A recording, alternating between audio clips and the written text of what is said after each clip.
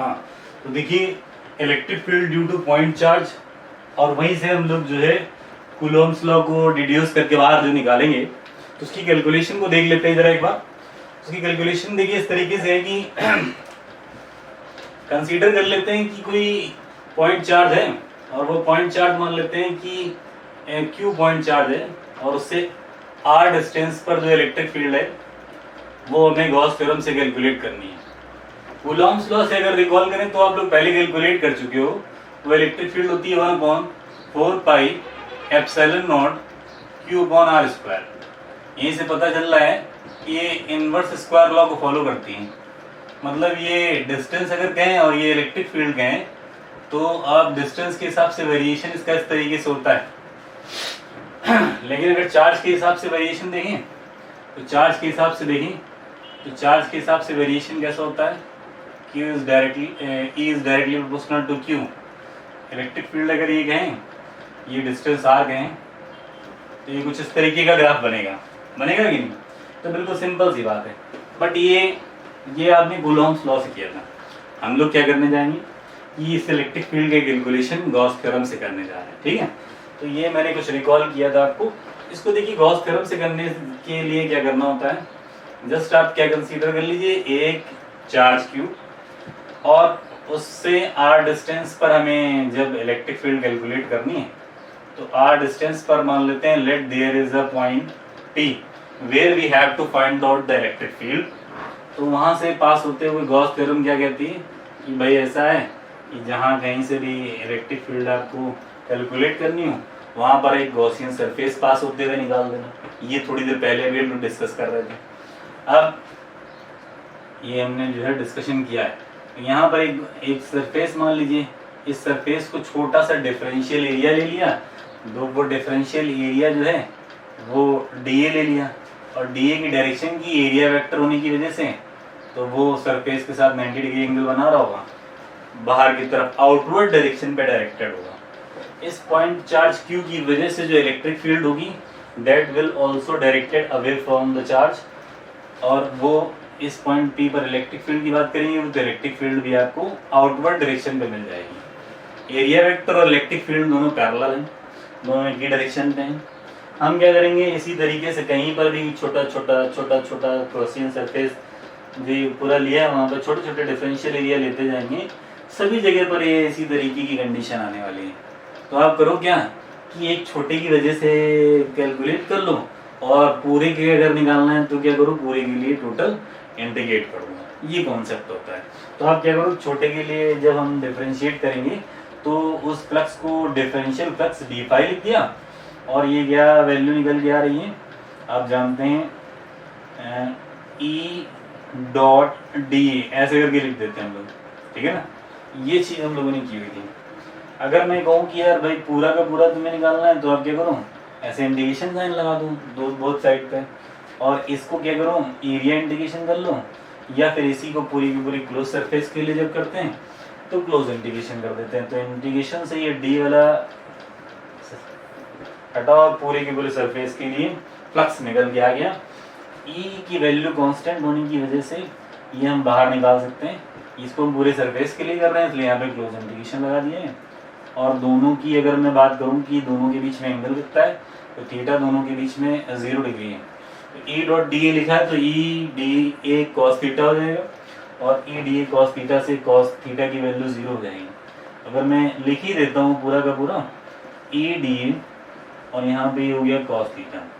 Theta की value अगर आप हम लोग यहाँ पर 0 डालते हैं तो cos 0 की वैल्यू 1 आ जाएगी। E सभी जगह पे इलेक्ट्रिक फील्ड कांस्टेंट रहेगा।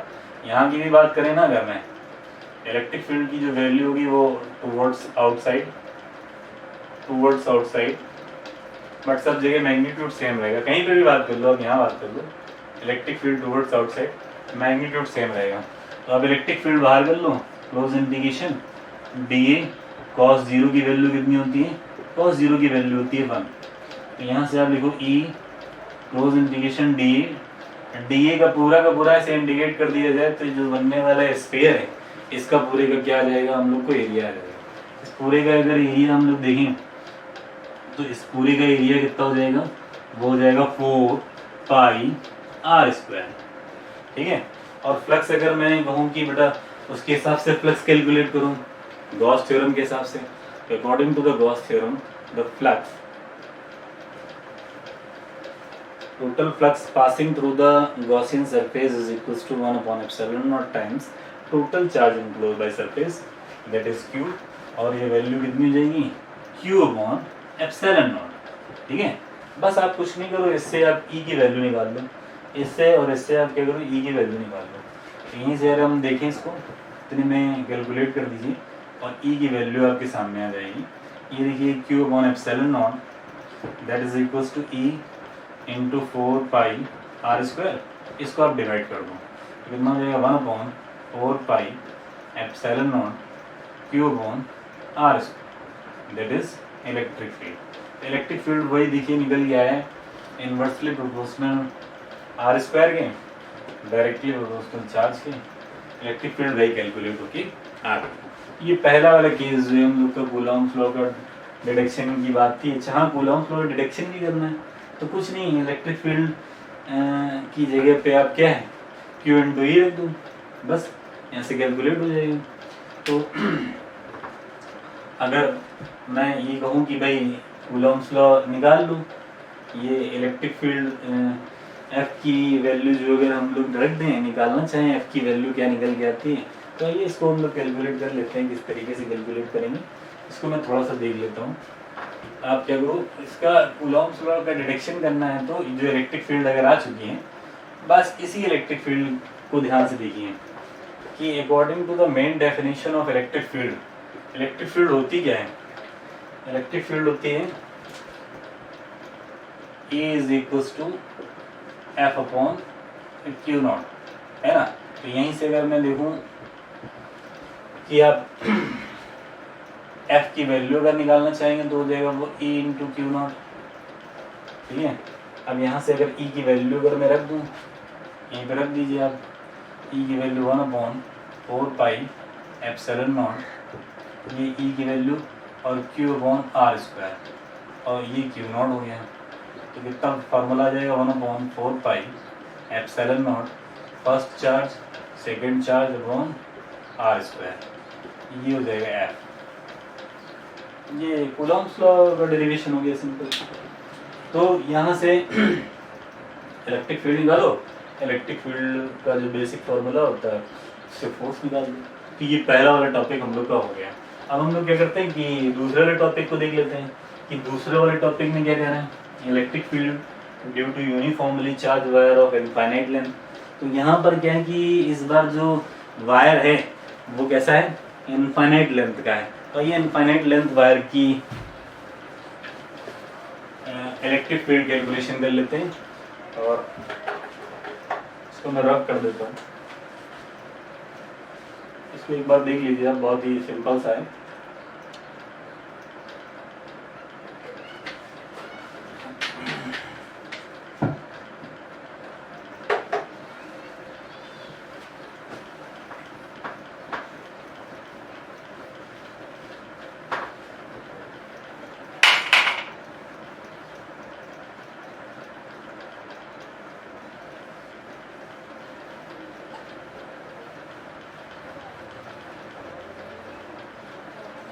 तो आइए केस नंबर 2 कर लेते हैं।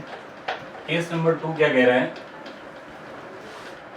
Case number 2, electric field due to infinite charge wire of uniformly charge wire of infinite. ठीक, तो एक ऐसा करके हम लोग वायर मान लेते हैं, कंसीडर कर लेते हैं। पतला वायर है ऐसा है, लेकिन चार्ज को दिखाने की वजह से इसको मैंने थोड़ा सा बोल्ड करके और मोटा सा दिखाया, लेकिन पतला सा वायर है। तो पॉजिटिव चार्ज है मान लेते हैं। ऐसा नहीं है कि नेगेटिव चार्ज होगा तो कैलकुलेशन नहीं हो पाएगी, नहीं, ऐसा कुछ नहीं है। फिजिक्स में कुछ इम्पॉसिबल सा नज़र नहीं आता मुझे तो, बट ये है कैलकुलेशन कभी और टफ और इजी हो सकती है, बट सभी चीज़ें कैलकुलेट होती हैं। बट है क्या, मैथमेटिकल एप्लीकेशन पार्ट और फिजिक्स के कॉम्बिनेशन को अगर आपने मजबूत कर दिया तो कोई भी रिजल्ट निकालने में आपको कोई भी दिक्कत नहीं होती। तो मैं ये कहता हूँ कि ये एक्सटेंडेड जो है वो अपवर्ड डायरेक्शन पे ऐसे एक्सटेंडेड है, ऐसे इधर भी एक्सटेंडेड है। अभी क्या है कि मैं कह रहा हूँ कि इससे इलेक्ट्रिक फील्ड कैलकुलेट करनी है जस्ट आउटसाइड, थोड़ा सा दूर जब हम जाते हैं वहाँ पर हम लोग को आर डिस्टेंस पर इलेक्ट्रिक फील्ड कैलकुलेट करनी है। तो ये मान लेते हैं डिस्टेंस आर है और यहाँ पर हमें क्या करनी है, इलेक्ट्रिक फील्ड कैलकुलेट करनी है। इस जगह पे पॉइंट पी है, बस अब हर जगह मैं वही करूँगा जो मैंने पहले किया, repeat then repeat, repeat then repeat, ठीक है। तो इस जगह पर अगर मैं बात करूँ कि यहाँ से पास होता हुआ एक सिमेट्रिकल गॉसियन सरफेस ले लीजिए, और वो गॉसियन सरफेस चार्ज लाइन के हिसाब से सिमेट्रिसिटी देखिए ना, तो वो किसकी बनेगी, वो बनेगी एक सिलेंडर की। जैसे ये जो पॉइंट है और इसका बॉटम पॉइंट को अगर मिलाते हुए एक एक्सेस यहाँ से निकाल दें तो ये cylinder will be symmetrical to the axis, उसी हिसाब से यहाँ पर सिमेट्रिसिटी यहाँ पर आपको मिल जाएगी। दैट्स व्हाई गॉसियन सरफेस ऐसे करके मान लिया, और ये गॉसियन सरफेस का जो ये पोर्शन ऐसे दिख रहा है आपको, ये कर्व्ड एरिया है सर। इस जगह पर आपको इलेक्ट्रिक फील्ड कैलकुलेट करनी थी, तो बस वही काम करेंगे, यहाँ पे एक छोटा सा डिफरेंशियल एरिया लेंगे, उसका एरिया वेक्टर बना लेंगे। एरिया वेक्टर बनता है वो हमेशा प्लेन के 90 डिग्री बनता है। ये लो एरिया वेक्टर के हिसाब से ये 90 डिग्री एंगल बनाते हुए बाहर की तरफ की पॉजिटिव चार्ज है, तो इलेक्ट्रिक फील्ड किधर की तरफ होगी, आउटवर्ड डायरेक्शन पे होगी। नेगेटिव चार्ज होता है तो इलेक्ट्रिक फील्ड किधर होती है, अंदर की तरफ हो जाती है। बस कैलकुलेशन वही करते हैं, ई और डी ए के बीच में 180 का एंगल बन जाता है, यहाँ कितने का बनता है, 0 का। तो यार इसमें दिक्कत क्या है, कैलकुलेट करके देखना, जानना है ना, तब मुझसे बात करना, कैलकुलेट हो जाएगी बड़े आराम से, उसी हिसाब से लॉजिक से। दोनों के बीच में एंगल की बात करें, theta is equals to 0 degree, दोनों के बीच में डी ए और ई के बीच में दोनों पैरेलल है ना, इसलिए थीटा 0 हो गया। आइए हम क्या कहते थे कि हम फ्लक्स कैलकुलेट करेंगे, हमेशा यही करेंगे, ई डॉट डी ए लिखेंगे और आप लोग भी यही लिखेंगे। तो क्या लिखेंगे, close integration E D cos of theta, cos of theta को थीटा की वैल्यू 0 तो 0 डाल ही देते हैं। इस बार वही हम लोगों को मालूम है, आर डिस्टेंस पर इलेक्ट्रिक फील्ड अगर बात करें तो तुम कहोगे कि यहाँ और ये यहाँ का क्या करोगे, यहाँ पर भी तो एक केन अगर बना लिया तो यहाँ पर भी तो एक एरिया होगा। तो तुम्हारी बात सही है, आओ फिर इसकी बात भी कर ही लेते हैं आज, ठीक है ना। तो यहाँ पर अगर पॉइंट अगर कोई ले लें और इसकी वजह से एक डिफरेंशियल सरफेस ले लें टॉप के लिए और ये बॉटम के लिए, तो क्या होगा कि एरिया वेक्टर की डायरेक्शन तो ऊपर की तरफ होगी।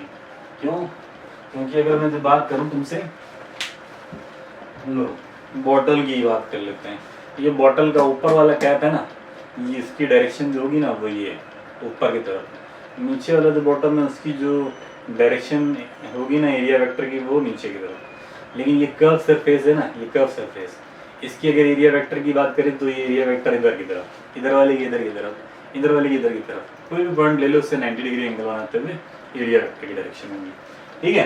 तो इन सरफेसेस की जो टॉप की और बॉटम की बात करेंगे तो वहाँ के भी फ्लक्स के बारे में देख लेंगे और कर्व सरफेस के फ्लक्स के बारे में भी देख लेंगे, फिर टोटल फ्लक्स निकाल लेंगे और तब जाके हम लोग क्या लगा देंगे, गॉस थ्योरम से कैलकुलेट करके निकाल लेंगे। आइए कैलकुलेट करें अगर यहाँ से, तो पॉजिटिव चार्ज की वजह से इलेक्ट्रिक फील्ड की बात करें तो electric field will be directed away from the charge. ये बाहर की तरफ इलेक्ट्रिक फील्ड होगी, दोनों के बीच में बनने वाला एंगल 90 डिग्री हो गया, बस हो गया लफड़ा। 90 डिग्री हो गया मतलब ई डी ए कभी भी लिखना तो एरिया वेक्टर और इलेक्ट्रिक फील्ड वेक्टर ही होते हैं, वेक्टर का साइन लगा के रखिए, यहाँ नहीं लगाएंगे मैग्नीट्यूड हो जाते हैं। यहाँ पर अगर हम बात करें तो इनके बीच में 90 डिग्री हो जाए तो cos 90 की वैल्यू 0 हो जाएगी। उसको जब कैलकुलेट करेंगे तब कहेंगे, यहाँ वाले जो फ्लक्स को हम लोग φ1 कहते हैं, यहाँ वाले फ्लक्स को φ2 कहते हैं, उधर वाले फ्लक्स को φ3 कह देंगे। तो φ1 कैलकुलेट हो गया, आ रहा देखिए क्या आ गया, φ1 इज इक्वल्स टू ई बाहर निकालो, close integration D A cos 0 की वैल्यू 1, डी की बात करें अगर तो डी अगर इतना कर्व सरफेस एरिया लें और जितना हमने ये छोटा सा अभी लेंथ एल के लिए, एल हाइट के लिए हमने इसको किया था, इनफाइनाइट के लिए टोटल नहीं किया था, छोटे से लिए किया था, उसमें अगर एल आएगा तो एल कंसीडरेशन लेंगे, नहीं आएगा तो इतने से ही काम चला लेंगे कि एल छोटा हो या बड़ा हो कुछ फर्क नहीं पड़ने वाला। तो यहाँ पर अगर मैं इतने के लिए कर्व सरफेस एरिया निकालूँ तो कितना होता है, 2 पाई आर एल, कैसे 2 पाई आर सरकमफेरेंस और एल हाइट, ये आ गया एरिया आ गया। φ1 निकल के आ गया आपका, φ1 यहाँ से निकला, वो निकला कितना, E2πrl और ये φ1 हो गया। इस φ1 को समेट के ऐसे करके लिख लूँ, इसको बना लो इक्वेशन नंबर 1, जब इसकी जरूरत पड़ेगी तब हम इस्तेमाल कर लेंगे। यहाँ से फ्लक्स जो निकल रहा है इस फ्लक्स को कह देते हैं φ2, और इसकी फ्लक्स की कैलकुलेशन अगर मैं कहूँ तो करना चाहो तो कर ही लो। तो φ2 अगर जब निकलेगा वो क्लोज इंटीग्रेशन E.dA, ठीक है ना, कैलकुलेट करेंगे, यहाँ पर क्या लिखेंगे, E.dA cos 90, cos 90 वैल्यू 0, तो φ2 कितना आ जाएगा 0। अब कैलकुलेट क्या हो गया, φ2 0 हो गया, तो अभी φ2 लिखने की वैल्यू है क्या, जरूरत है ना, यहाँ पे लिख दो φ2 0, φ1 निकला है, φ2 निकला है, φ3 की बात करेंगे, नीचे के बॉटम नीचे की तरफ दिख रहा होगा एरिया वेक्टर की डायरेक्शन ये, और इलेक्ट्रिक फील्ड की direction away from the charge, तो फिर ये इस तरीके से इनके बीच में एंगल कितना बन रहा होगा 90 डिग्री। अब क्या करेंगे, इसका अगर हम लोग फ्लक्स कैलकुलेट करेंगे तो φ3 लिखेंगे, क्लोज इंटीग्रेशन E.dA, यहाँ पर भी दोनों के बीच में एंगल 90 बन रहा है, इसलिए E.dA cos of 90, cos of 90 की वजह से ये हो गया 0, तो ये टोटल कितना आ गया 0 φ3। अब यार टोटल फ्लक्स निकालेंगे तो सबको ऐड करते थे ना, φ1 φ2 φ3, टोटल को ऐड कर लो, तो ये तो 0 प्लस 0 प्लस 0, तो नेट फ्लक्स लिखें तो फाई नेट हो जाएगा φ1 प्लस φ2 प्लस φ3, ठीक है ना, ये सब तो 0 है, बस इसी की वैल्यू लिख दो, कितनी है E2πrl। नेट फ्लक्स क्या होगा वो तो हमको पता है, इसके हिसाब से हमने तो कैलकुलेट कर लिया अपने हिसाब से। अब गॉस थ्योरम के हिसाब से क्या होता है, total charge enclose by surface, इस सरफेस के अंदर टोटल चार्ज कितना है उसको देख लेते हैं। चार्ज ना कह के इसमें पूरे की पूरी लाइन पे चार्ज डिस्ट्रीब्यूट है, इसलिए हम लोग चार्ज को जब किसी लाइन पे डाल देते हैं तो लीनियर चार्ज डेंसिटी कैलकुलेट कर लेते हैं। लीनियर चार्ज डेंसिटी मतलब जितना भी चार्ज है और जितनी भी लेंथ है उस हिसाब से अगर देखें तो अगर हम देखेंगे कि ये क्यू चार्ज एल लेंथ पे डिस्ट्रीब्यूट कर दिया जाए तो लीनियर चार्ज डेंसिटी हो जाएगी लैम्डा। क्यू चार्ज को एल लेंथ पर डिस्ट्रीब्यूट कर दिया जाए तो लीनियर चार्ज डेंसिटी होगी लैम्डा कूलम पर मीटर। यहाँ से अगर क्यू की वैल्यू निकालें तो ये हो जाएगा लैम्डा इंटू एल। क्यू की वैल्यू यहीं पे लिख देंगे, जब कभी जब लिखने जा रहे हैं ना, नेट फ्लक्स कितना होगा क्यू अपॉन एप्सिलॉन नॉट। अब बस कैलकुलेट कर लिए, यहाँ पर क्या कर लीजिए क्यू की वैल्यू डाल दीजिए, दैट इज लैम्डा एल और अपॉन एप्सिलॉन नॉट। कैलकुलेट करिए तो ये देखिए हो गया lambda L upon epsilon not, ये हो जाएगा E2πrl। बस सॉल्व हो गया। यहाँ से एल से एल काट दो और 2πr जो है इसको नीचे डिवाइड कर दो। डिवाइड करने के बाद रिजल्ट देंगे। स्पेस जो है थोड़ा सा कम पड़ रहा है, एक्स वाई, और इसको मैं साफ करके इसका रिजल्ट बढ़िया से यहाँ पे कैलकुलेट करता हूँ, ठीक है। तो इनके बारे में अगर देखें तो फ्लक्स की कैलकुलेशन φ1 निकालेंगे, φ2 निकालेंगे और φ3 निकालेंगे, टोटल फ्लक्स निकालेंगे और तब जाके गॉस थ्योरम यहाँ पे अप्लाई करके इस कैलकुलेशन यहाँ पे पहुँचे। इसी कैलकुलेशन को मैं आगे बढ़ाता हूँ, बट इतना स्पेस में यहाँ से हटा देता हूँ।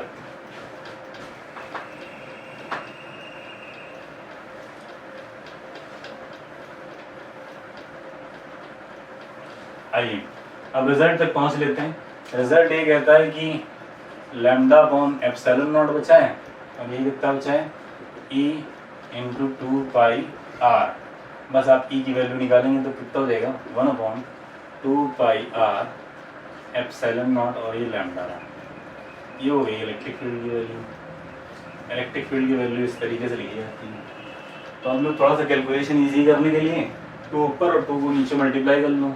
तो होता क्या है कि 2 नीचे मल्टीप्लाई होगा तो ये 4 हो जाएगा, 4π एप्सिलॉन नॉट, और 2 ऊपर मल्टीप्लाई हो जाएगा। तो इस तरीके से जब अगर लिखा जाता है तो हमको ये रहता है 2 ऊपर और 2 नीचे मल्टीप्लाई करने से इतने की वैल्यू मालूम रहती है। या कभी भी जरूरत पड़ सकती है तो 2 9 × 10⁻9 लिख देते हैं, दैट्स वाई हम लोग 2 का मल्टीप्लाई करके लिखते हैं। तो इलेक्ट्रिक फील्ड अगर वेक्टर क्वांटिटी है तो वेक्टर क्वांटिटी है, तो रिजल्टेंट को अगर हम लोगों ने कभी यूनिट वेक्टर के टर्म्स में अगर लिखना चाहें तो ऐसे भी लिख सकते हैं E = 1/2π एप्सिलॉन नॉट